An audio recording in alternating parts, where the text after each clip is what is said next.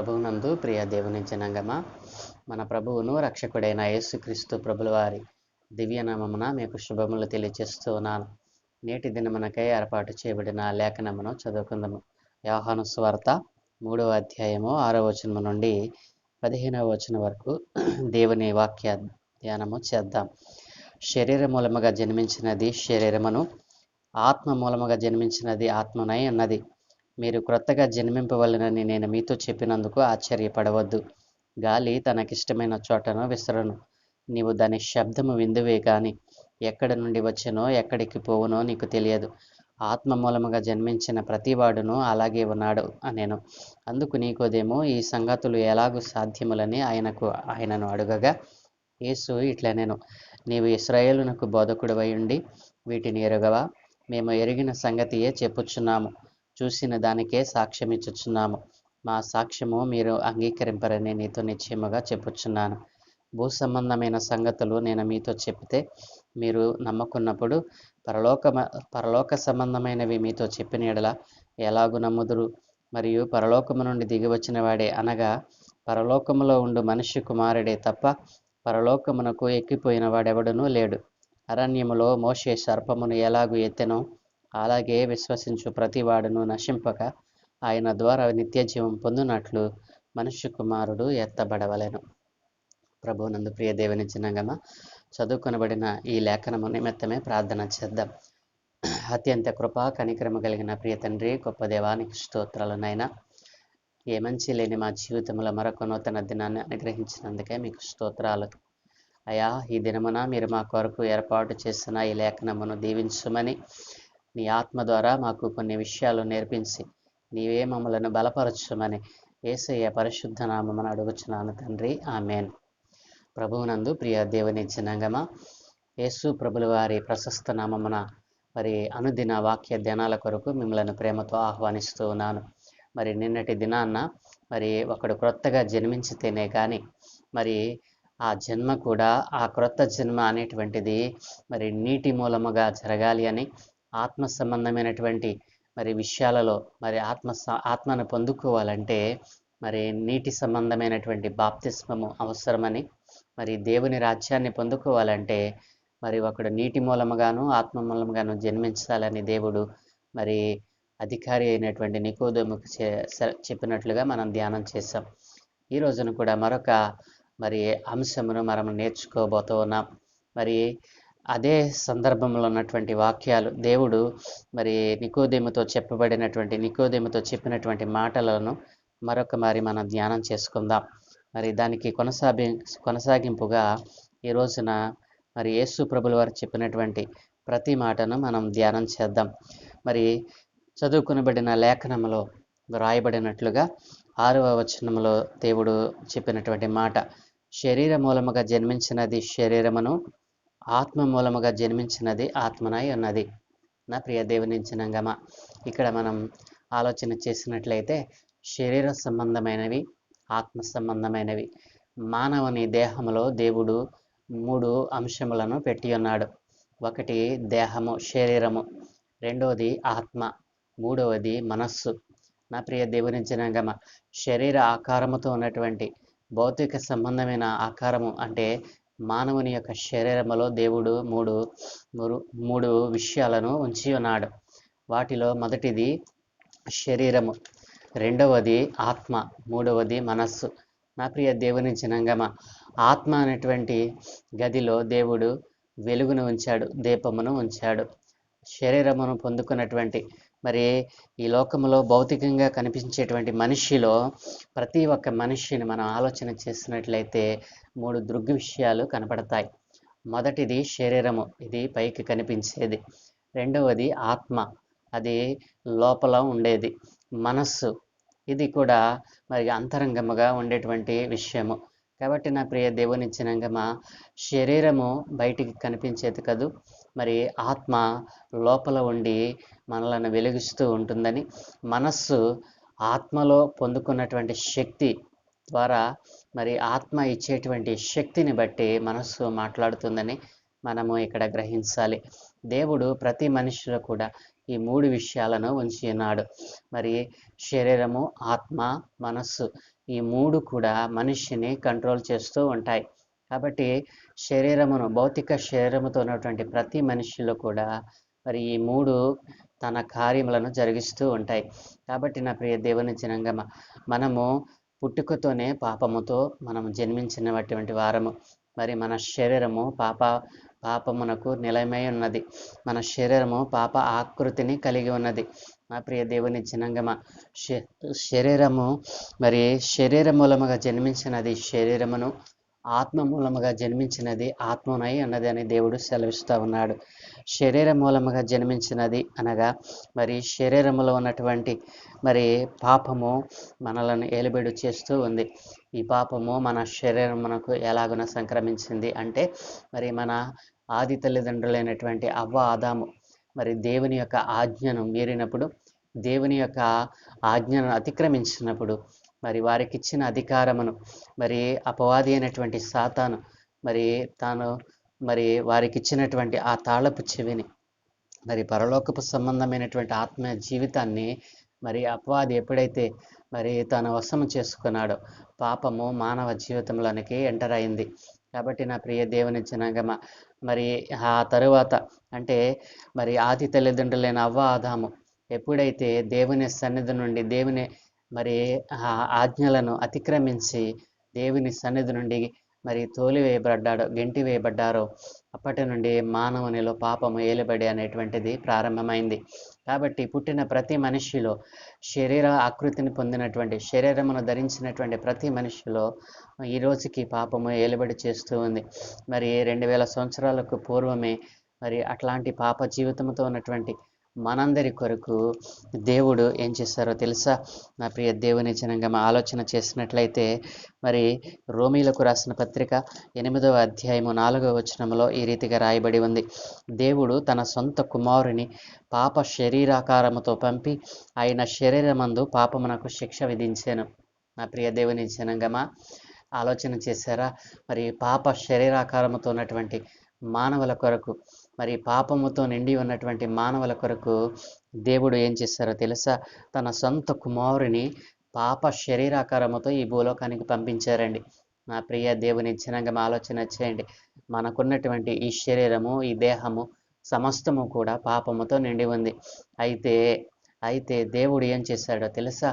మరి పాప శరీరకముతో ఉన్నటువంటి మనలను మరి పాప విముక్తులను చేయుట కొరకు దేవుడు తన సొంత కుమారుని మరి పాప శరీరాకారముతో ఈ లోకానికి పంపాడు.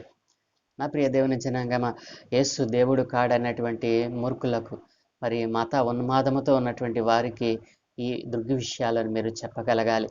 మరి యేసు ప్రభుల వారు మరి భూలోకంలో ఉన్నటువంటి వాడు కాదు, మరి పరలోకం నుండి దిగి వచ్చినటువంటి నిజ దేవుడని మరి నీవు తెలుసుకున్నటువంటి విషయాన్ని అనేక మందికి తెలియచేయాలి. మరి పాపముతో ఉన్నటువంటి సర్వ మానవాళి కొరకు దేవుడే తన సొంత కుమారుని పాప శరీరాకారముతో ఈ లోకానికి పంపాడు. మీరు ఆలోచన చేశారా నా ప్రియ దేవుని జనాంగమ? పాప శరీరాకారముతో దేవుడు ఈ లోకమునకు వచ్చి ఆయన శరీరమందు ఆయన ఏ పాప శరీరాకారమును ధరించుకున్నారో మరి పాపము తనకు అంటిందండి.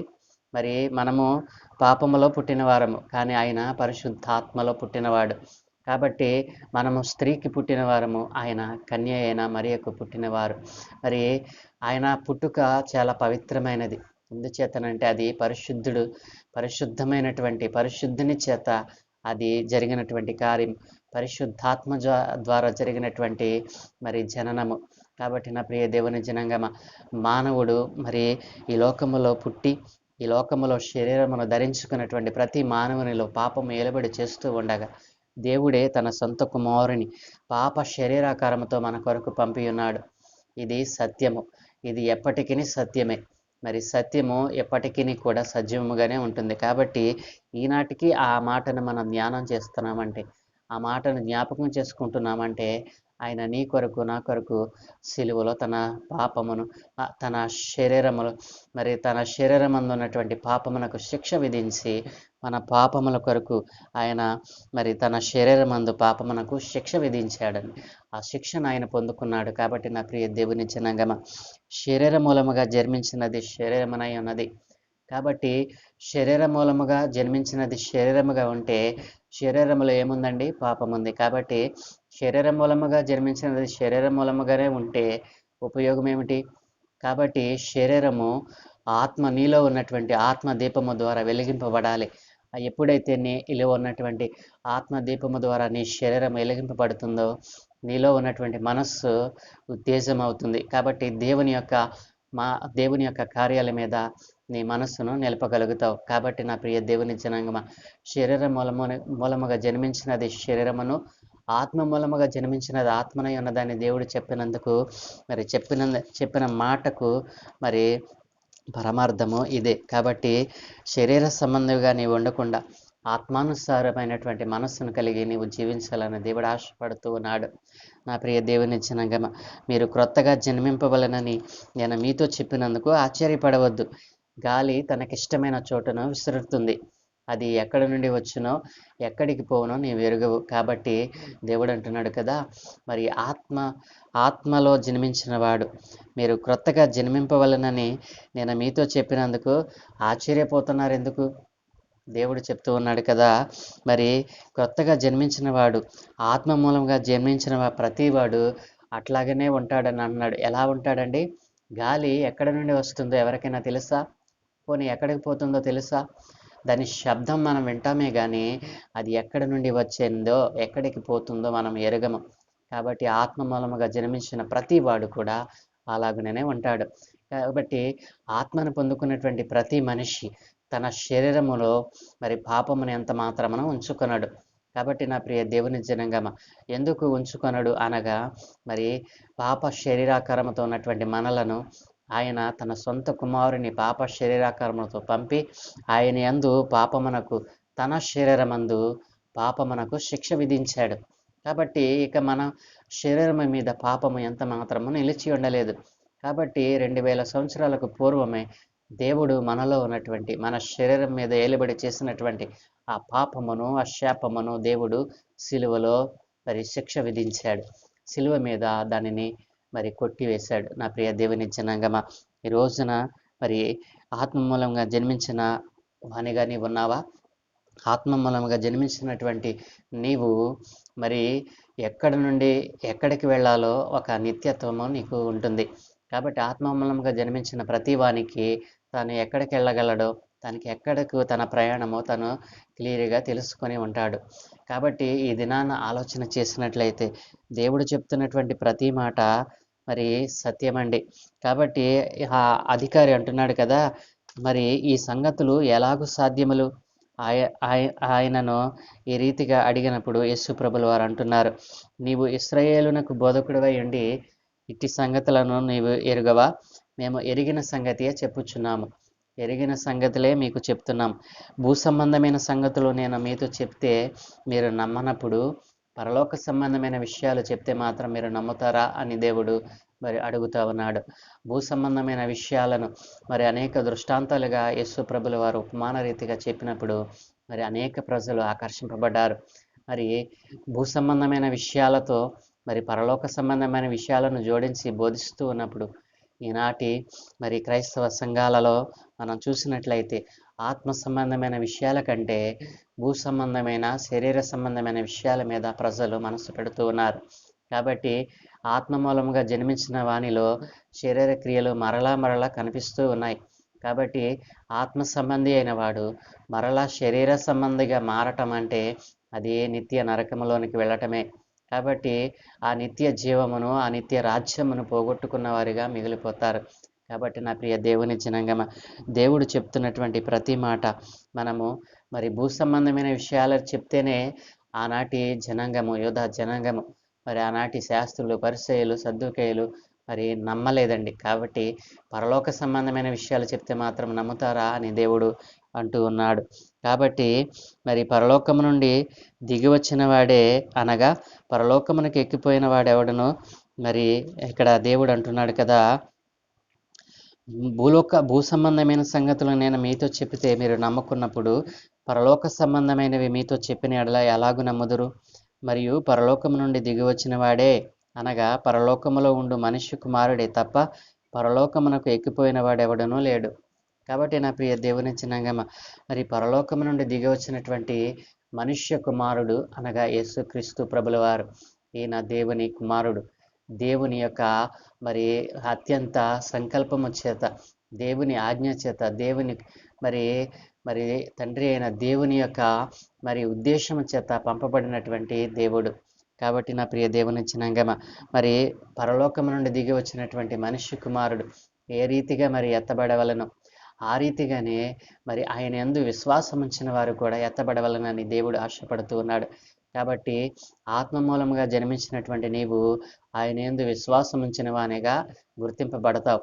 కాబట్టి ఎప్పుడైతే ఆయన ఏ రీతిగా ఎత్తబడినాడో అదే రీతిగా నీవు ఆయన యందు విశ్వాసం ఉంచినటువంటి ప్రతి విశ్వాసి కూడా మరి ఎత్తబడతారని దేవుడు సెలవిస్తా ఉన్నాడు. మోషే సర్పమును ఎలాగో ఎత్తునో అలాగే విశ్వసించు ప్రతి వాడును నశింపక ఆయన ద్వారా నిత్య జీవం పొందినట్లు మనుష్య కుమారుడు ఎత్తబడవలెను. మనుష్య కుమారుడు ఎత్తబడకపోతే మరి ఆయన యందు విశ్వాసం ఉంచిన వారికి నిత్య జీవము దొరకదండి. కాబట్టి నా ప్రియ దేవుని జనాంగమా, అందునిమిత్తమై ఆయన మన కొరకు పాప సహితునిగా పుట్టాడు. పాపం లేనివాడిగా ఈ లోకంలో జన్మించాడు.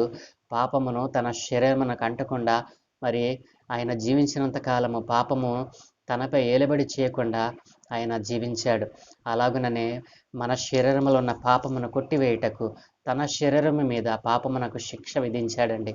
ఎంత గొప్ప దేవుడండి!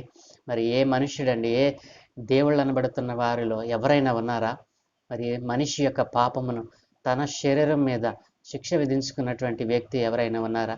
అట్లాంటి వారిలో మరి ఎట్లాంటి వారు ఎవరైనా ఈ భూలోకంలోనే కాదండి, మనిషి సృష్టించుకున్నటువంటి ఈ భూత కల్పనలో మరి ఇతివృత్తాలు మరి ఏది కూడా మరి ఆయన యందు నిలవలేకపోయాయి, ఎప్పటికీ నిలవలేవు. కాబట్టి నా ప్రియ దేవుని జనాంగమా, ఆయన తనకు తానుగా ఉన్నవాడు, ఆయన ఎప్పటికీ సజీవముగా ఉన్నటువంటి వాడు.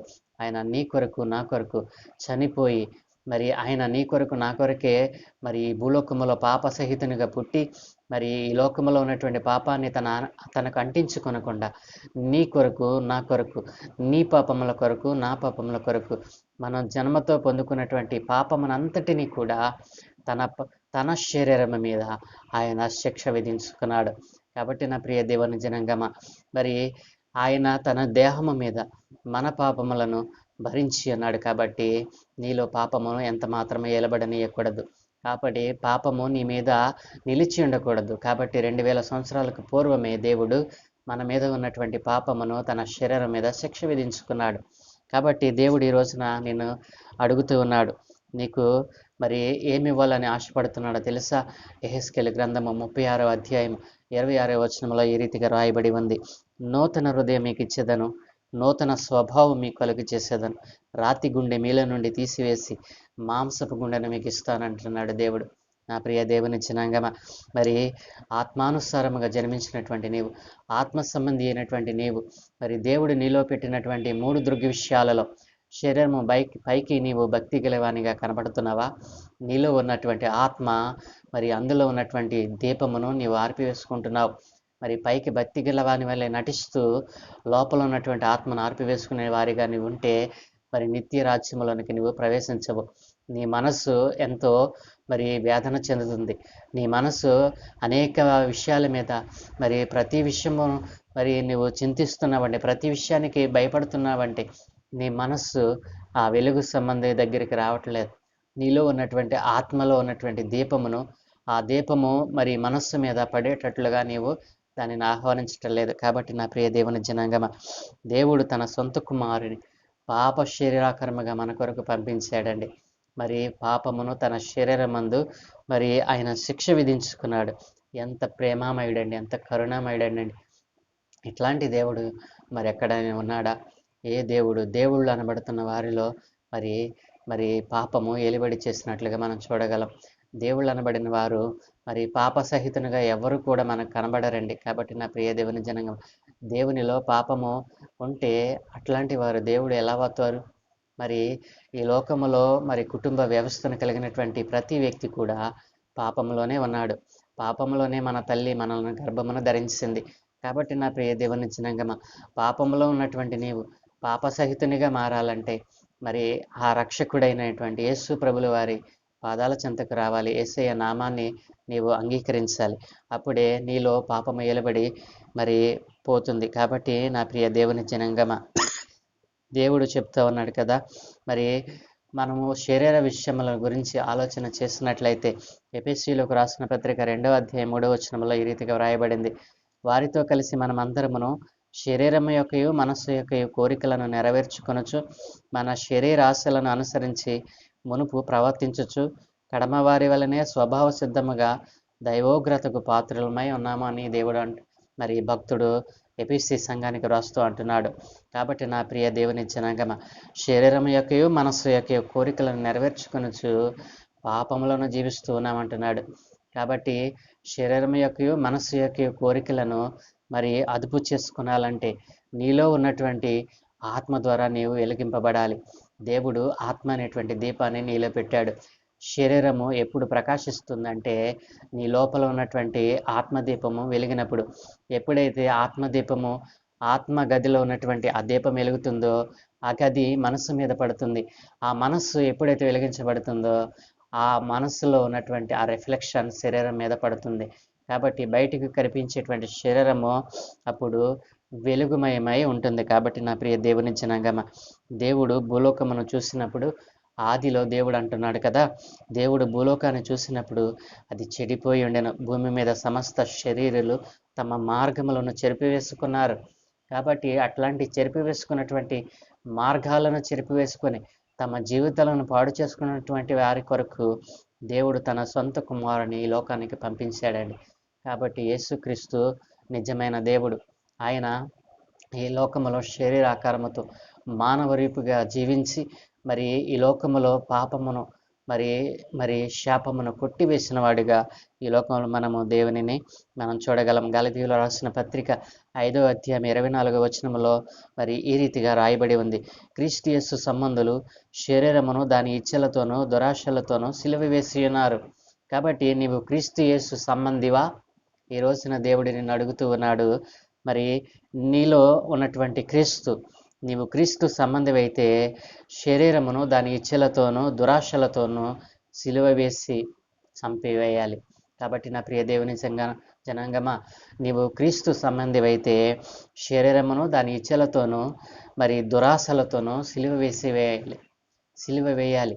కాబట్టి క్రీస్తు సంబంధించినటువంటి ప్రతి మనుష్యుడు మరి శరీరమును మరి దాని ఇచ్చలతోనూ దురాశలతోనూ సిలువ వేసి ఉన్నారు అని దేవుడు మరి భక్తుని ద్వారా వ్రాయించాడు. కాబట్టి నా ప్రియ దేవుని జనాంగమ, మరి రోమీయులకు రాసిన పత్రిక 7వ అధ్యాయము 18వ వచనంలో ఈ రీతిగా వ్రాయబడి ఉంది. నా యందు అనగా నా శరీరమందు మంచిది ఏదియూ నివసింపదని నేను ఎరుగుదును.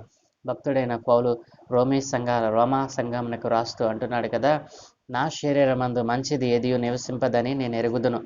మేలైనది చేయవలనని కోరిక నాకు కలుగుచున్నది గాని దానిని చేయుట నాకు కలుగుటలేదు. ఎందుకు కలుగుటలేదు? శరీరము వెలిగింపబడలేదు. ఆత్మదీపము ఆరిపోతా ఉంది. ప్రతి దినము కూడా మరి ఈ లోకంలో ఉన్నటువంటి ఈనాటి జనాంగము మరి తమ ఆత్మలను ఆర్పివేసుకుంటూ శరీరమును మరి చీకటిమయం చేసుకుంటూ ఉన్నారు. కాబట్టి నా ప్రియ దేవుని జనాంగమ, భక్తుడైన దావీదు అంటున్నాడు కదా, దేవా నా యందు శుద్ధ హృదయము కలుగ చేయ, నా అంతరంగములో స్థిరమైన మనస్సును నూతనముగా పుట్టించమని భక్తుడైన దావీదు మరి దేవునికి ప్రార్థించినట్లుగా మనం చూడగలం. మరి కీర్తన గ్రంథము 51వ అధ్యాయము 10వ వచనములో రాయబడినటువంటి మాట, శుద్ధ హృదయము కావాలని పాప శరీరమును పోగొట్టుకొని మరి ఆత్మ దీపము ద్వారా వెలిగించుకొని శరీరమును వెలుగుమయం చేసుకోవాలని ఆశపడుతున్నటువంటి నా ప్రియ దేవుని జనాంగమ, ఈ రోజున దేవుడు ఎన్ని విషయాల ద్వారా నీతో మాట్లాడుతూ ఉన్నాడు. కాబట్టి నా ప్రియ దేవుని జనాంగమ, మరి దేవుని యొక్క ఆజ్ఞలను, దేవుని యొక్క కోరికలను, మరి దేవుని యొక్క మనసును కలిగి నీవు జీవించాలని దేవుడు ఆశపడుతూ ఉన్నాడు. మరి దేవుని యొక్క ఉద్దేశము నీవు శరీరము ధరించిన వాడవై నీవు వెలుగు సంబంధిగా మారాలని దేవుడు ఆశపడుతూ ఉన్నాడు. రోమీయులకు రాసిన పత్రిక 7వ అధ్యాయం 5వ వచనములో ఈ రీతిగా రాయబడి ఉంది. ఏలయనగా మనము శరీర సంబంధులమై ఉండినప్పుడు మరణార్థమైన ఫలమును ఫలించుటకై ధర్మశాస్త్రము వలనైన పాపేచ్ఛలు మన అవయవములలో కార్యసాధకములై ఉండెను. కాబట్టి నా ప్రియ దేవుని జనాంగమా, మనము శరీర సంబంధమై ఉన్నప్పుడు మరణార్థమైన ఫలమును ఫలించుటకై ధర్మశాస్త్రములనైన పాపేచ్ఛలు మన అవయములలో కార్యసాధకములై ఉండెను. కాబట్టి మరణార్థకమైనటువంటి మరణార్థమైన ఫలమును ఫలించాలని అపవాది యొక్క తలంపులు.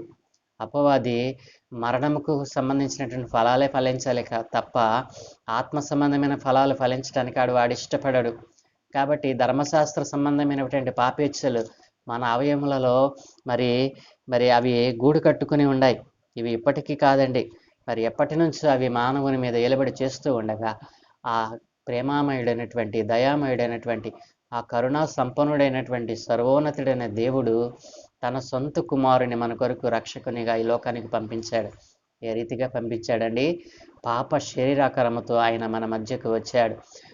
పాపమునకు తన శరీరమందు శిక్ష విధించుకున్నటువంటి ఏకైక దేవుడు, సర్వ మానవాళి కొరకు తన ప్రాణాన్ని పెట్టినటువంటి దేవుడు, సర్వ మానవాళి శరీరముల మీద ఉన్నటువంటి పాపమును కొట్టివేసినటువంటి దేవుడు ఒక యేసుక్రీస్తు ప్రభుల వారే. నా ప్రియ దేవుని జనాంగమ, ఈ రోజున ఈ మాటలు వింటున్నటువంటి నీవు, దేవుని యొక్క స్వరూపమును ధరించినటువంటి నీవు, నీ శరీరములో పాపముందా? నీవు పాపముతోనే నీ బ్రతుకును ఏడుస్తూ ఉన్నావా? ఈ రోజున దేవుడు అడుగుతూ ఉన్నాడు. ఆయన 2000 సంవత్సరాలకు పూర్వమే నీ శరీరమందు ఏలుబడి చేస్తున్న పాపమును ఆయన కొట్టివేశాడు. తన శరీరమందు నీ పాపమునకు శిక్ష విధించుకున్నాడు. కాబట్టి ఇట్లాంటి ప్రేమామయుడైనటువంటి దేవునిని, సత్యవంతుడైన దేవుడిని, పాపము లేనటువంటి దేవుడు, పాపము నాలో ఉంది అని నిరూపించగలిగితే నిరూపించండి అని సవాలు విసిరినటువంటి దేవుడు యేసుక్రీస్తు ప్రభుల వారు. కాబట్టి ఆయన పుట్టుకలో పాపం లేదు, ఆయన జీవితంలో పాపం లేదు. ఆయన నీ కొరకే మరలా చనిపోయి తిరిగి లేచినటువంటి దేవుడు. కాబట్టి నిన్ను నిత్య రాజ్యమునకు వారసునిగా మార్చడానికి, తీసుకుని పోవడానికే ఆయన ఆరోహణమై వెళ్ళాడు. ఏ రీతిగా ఆరోహణమై వెళ్ళాడో అదే రీతిగా ఆయన రాబోతూ ఉన్నాడు. కాబట్టి నా ప్రియ దేవుని జనాంగమా, దేవుని ఎరిగినటువంటి నీవు ఆత్మమూలముగా జన్మించావా? శరీర సంబంధిగా ఉన్నావా? శరీర సంబంధి అయినవాడు శరీరమును, ఆత్మ సంబంధి అయినవాడు ఆత్మనే ఉన్నాడని దేవుడు సెలవిస్తూ ఉన్నాడు కదూ.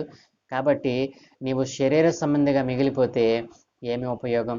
ఆత్మ సంబంధిగా మారాలని దేవుడు ఆశపడుతూ ఉన్నాడు. కాబట్టి ఈనాటి ఈ లేఖనమును దేవుడు మన కొరకు దీవించినట్లుగా, ఇంతవరకు నా మాటలు విన్నటువంటి మీరు, దేవుడు ఈ రోజున నీతోనే మాట్లాడాడు అని, ఇంతవరకు మనతో మాట్లాడినటువంటి దేవుని యొక్క ఆ ఆశీస్సులు, ఆ దీవెనలు మీరు పొందుకోవాలని కోరుకుంటూ ఈ నా మాటలు ముగిస్తూ ఉన్నాను. దేవుడు తన వినికిడిలో ఈ మాటలను దీవించునుగాక. ఆమేన్. ప్రార్థన చేద్దామా? మమ్మల్ని మిక్కిలిగా ప్రేమించుచున్న మా ప్రియ పరలోకపు తండ్రి, పరిశుద్ధుడా, సజీవుడా, జీవమై ఉన్న మా యేసయ్య, మీకు స్తోత్రాలు నాయన. ఏ మంచి లేని మా జీవితంలో, అల్పులము అయోగ్యులమైన మా జీవితంలో మరొక నూతన దినాన్ని అనుగ్రహించారు నాయన. తండ్రి, ఈ రోజున మీరు మాకు ఇచ్చినటువంటి ఈ అమూల్యమైనటువంటి మాటలను బట్టి మీకు స్తోత్రాలు. అవును తండ్రి, మేము శరీరాకారముతో ఈ లోకములో పాపములో జన్మించిన వారమై ఉన్నాము. అట్లాంటి సర్వ మానవాళి కొరకు, అయా నా కొరకు, మా అందరి కొరకు నాయన, నీవు పరలోకము నుండి నాయన పాప శరీరాకారముతో నీవు ఈ లోకానికి వచ్చి ఆయన నీ శరీరమందు పాపమునకు శిక్ష విధించుకున్నావు. కాబట్టి మేము శరీర విషయములోను, ఆత్మ విషయములోను మేము పాపము లేని వారమై, పాపమును మా కంటకుండా నాయన జీవించాలని ఆశపడుతున్నటువంటి ఏకైక దేవుడవు నీవే. నీవు సజీవుడమైన దేవుడవని, మా కొరకు నీ యొక్క శరీరమును మా కొరకు అర్పించావని, నీ శరీరము మీద మా పాప దోషములను, శాపములను నీవు నాయన అనుభవించావని, ఆ దోష శిక్షను భరించావని నమ్ముచున్నాము నాయన. ఈ రోజున మరొక్క మారు మీరు మాకు తెలియచేశారు నాయన. ఇదిగో ఈ మాటలు వింటున్నటువంటి నీ ప్రియ బిడ్డలందరిలో నాయన, ఇదిగో ఈ మాటలు నాయన వారు విని దానిని గ్రహించినట్లుగా వారి హృదయాలను తెరవమని, పాపము విషయంలో వారిలో ఉన్నటువంటి మీరు పెట్టినటువంటి ఆత్మదీపమును ఆర్పివేసుకొనకుండా వారు నిత్యము వెలిగింపబడినట్లుగా సహాయం దయచేయమని, ఈ మాటలనైనా ప్రతి ఒక్కరి జీవితాల్లో గొప్ప వెలుగును కలిగించినట్లుగా సహాయం దయచేసి, నీ వాక్యము ప్రతి ఒక్కరి హృదయములోనైనా ఫలించినట్లుగా సహాయం దయచేయమని అడుగుచున్నాను. అయా నీ వాక్యము సత్యము ఆయన, అయా నీ నామము పరిశుద్ధమైనదని, నీ నామమును ఉచ్చరించడం ద్వారా అనేక స్వస్థతలు అద్భుతములు పొందుకున్నారని నాయన, ఇదిగో ఎరిగినటువంటి ప్రజలు అనేక మంది లోకంలో ఉన్నారు. అట్లాంటి నశించిపోతున్న ఆత్మలను ఈ దినమున నీ పాదాలు చెంతకు తెస్తూ ఉన్నానైనా.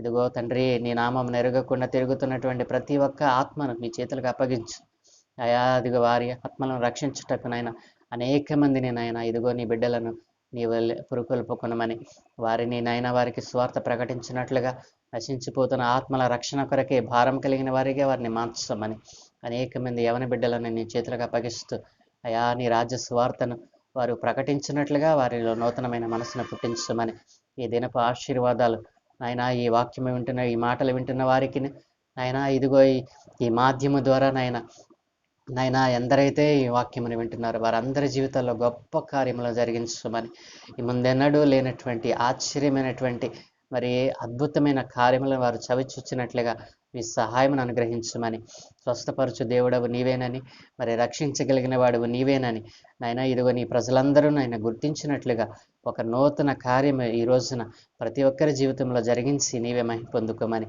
ఈ దినమందు మేము చేయ పనులన్నిటి మీద మీ కనుదృష్టి ఉంచి మీ దూతల కాపుతలు అనుగ్రహించి నీవే మహిమ పొందుకోమని, నజరేయుడును పరిశుద్ధుడును సజీవుడైన యేసు ప్రభుల వారి దివ్యనామమున ప్రార్థించి వేడుకుంటూ ఉన్నాము తండ్రి. Amen, amen, amen.